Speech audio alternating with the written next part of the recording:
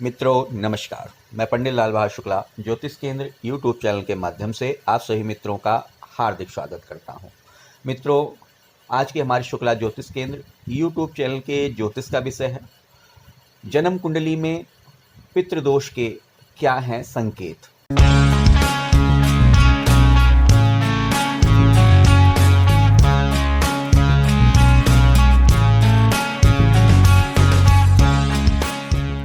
जैसा कि पितृपक्ष के समय के अवधि के दौरान कई तरह के कर्म कांड आदि बताए जाते हैं पितरों के निमित्त, लेकिन कई बार जाने अनजाने में किसी भूलवश कुछ ऐसी गलतियां हो जाती हैं जिससे व्यक्ति के जीवन में पितृदोष जैसे गंभीर दोष उसकी जन्म कुंडली में जगह बना लेते हैं।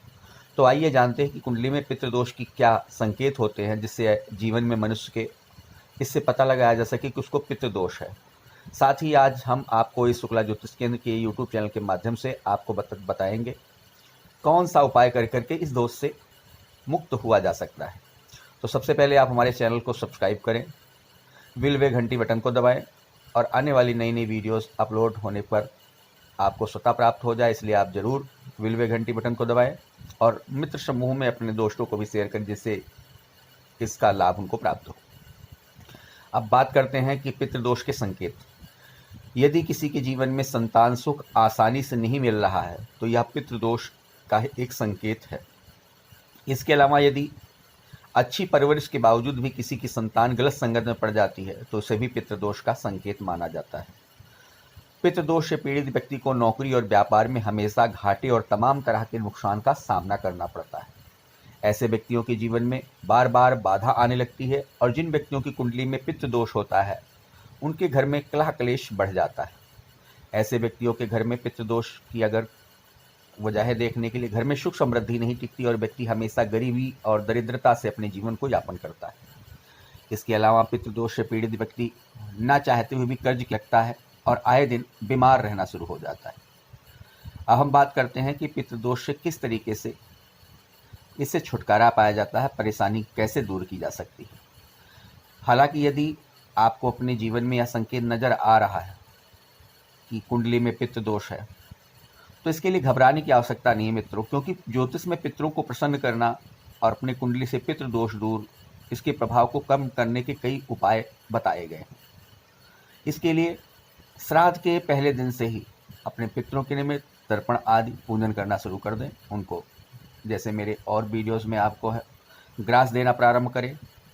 अपने घर में अपने पितरों की तस्वीर अवश्य लगाएं दक्षिण दिशा की दीवार की तरफ और उनकी साफ सफाई का विशेष ख्याल रखें कि वो धूल मिट्टी आदि न जम ना पाए और माला अवश्य चढ़ा दिया करें। अगर ना हो सके तो हफ्ता में नहीं तो मासिया को फूलों की माला चढ़ाएं। प्रतिदिन उनकी पूजा करें, उनके समक्ष दीपक जलाएं और उनका आशीर्वाद लें। अपने पितरों के नाम पर जरूरतमंदों को भोजन कराएं, उन्हें जरूरत की चीज़ें और दवा इत्यादि मुहैया कराइए। अपने पितरों के नाम से धार्मिक स्थल में दान करना चाहिए। अपने पितरों को पिंडदान करें और ब्राह्मण को भोजन कराएं। पशु पक्षी गाय कुत्ते और चींटियों आदियों का भोजन अवश्य कराएं और उन्हें गलती से भी सताएं ना।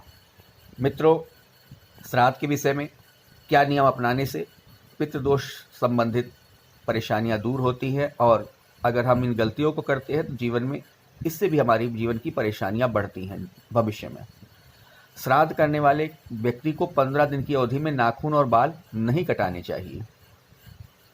जो श्राद्ध करता है अपने माता पिता या अपने दादा परदादा का, उसको 15 दिन तक जब तक पितृ श्राद्ध रहे तब तक नाखून और बाल नहीं कटाने चाहिए। इस दौरान व्यक्ति को ब्रह्मचर्य का पालन करना चाहिए। श्राद्ध हमेशा दिन में ही करना चाहिए। सूर्यास्त के बाद श्राद्ध करना अशुभ माना गया है, ऐसे में ऐसा करने से बचे। पितृपक्ष की इस समय अवधि में किसी तरह का तामसिक भोजन नहीं करना चाहिए। कहते हैं पितृपक्ष की इस समय अवधि में हमारे पितर पशु पक्षी और जानवर आदि के रूप में हमारे दरवाजे पर आ सकते हैं। ऐसे में विशेष तौर पर 15 दिनों तक कभी भूल से भी किसी पशु पक्षी जीव जंतु का अनादर नहीं करना चाहिए। साथ ही पितृपक्ष की इस समय अवधि के दौरान कोई भी शुभ और मांगलिक कार्य जैसे सगाई, मुंडन, गृह प्रवेश आदि करने से बचना चाहिए।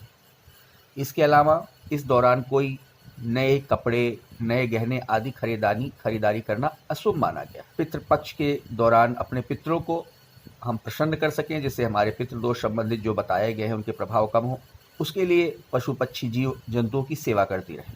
और पितृपक्ष के दौरान श्राद्ध करने वाले व्यक्ति को, आए हुए ब्राह्मणों को, व्यक्तियों को पत्तल में भोजन कराना चाहिए। अपनी तरीके से पितृदोष संबंधित संकेत मैंने आपको अब शुक्ला ज्योतिष के यूट्यूब चैनल के माध्यम से बताया। मित्रों, आप हमारे कमेंट बॉक्स में अपनी राय अवश्य दें। फिर से एक नए विषय के साथ कुछ समय पश्चात फिर से हाजिर होंगे। तब तक के लिए मित्रों, नमस्कार।